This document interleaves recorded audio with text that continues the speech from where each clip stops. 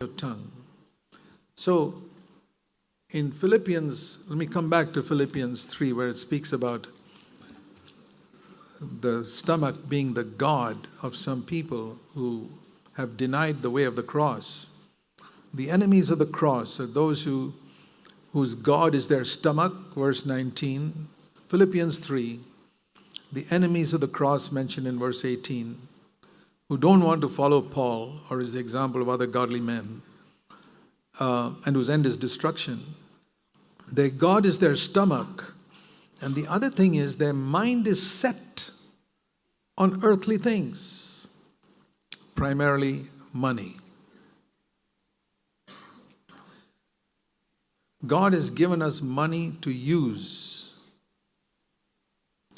And I believe it's a test. He tested many people through money. Judas Iscariot failed the test through money. He didn't fall into sexual sin. It was money that made Judas, a betrayer. It's a great warning. That the one disciple out of 12 fell away because of money. There was a love for money there. Imagine you can sit and listen to the most powerful message that Jesus preached for 3.5 years, and he still loved money. And you can sit here and listen to powerful messages, and in your heart, you can set your mind on earthly things. In other words, you don't use money, your mind is set on it. Set on it.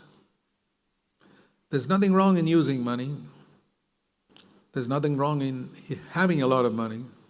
If God gave it to you and it's all earned righteously, if all the money you have earned is righteously earned, not because you cheated the government or cheated other people or cheated in business or anything, it's all righteously earned.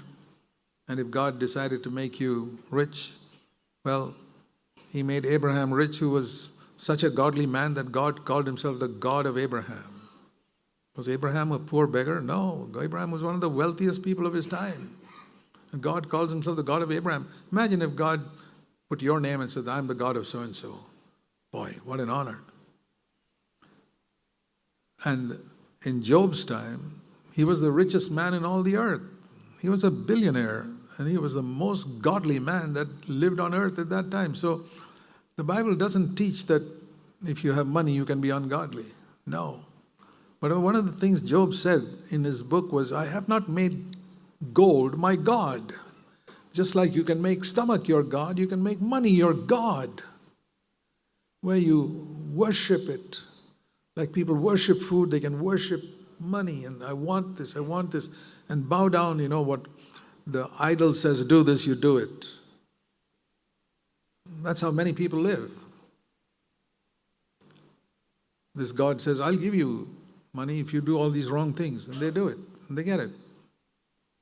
So their mind is set on earthly things. You've heard me use the illustration of a rubber band.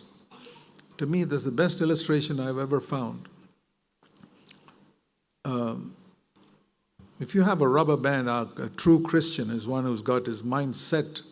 His mind is set on things above. But because he lives on earth and he's got to do hundreds of things on earth for many hours a day, he has to stretch that rubber band to the things of earth for 8 hours in his place of work, and maybe another 5-6 hours with a lot of jobs at home. But then, when all the work is done, the rubber band is released, goes back up to think about the things of heaven, the things of God, and things of God's Word, meditate on God's Word. That is a true Christian. But he's spending 14 hours a day thinking about earthly things. Nothing wrong in it. He has to work. He has to earn his living. A mother has got to take care of the children, has to cook the food. That's this rubber band stretched to earthly things for many hours a day. But when it's released, when it's all over, does the rubber band spring back to the things of heaven? What do you think about it? What do you think about when all your day's work is over? You lie down in bed, what do you think? Or when you're free from other things, you're just sitting and relaxing. Where is the rubber band?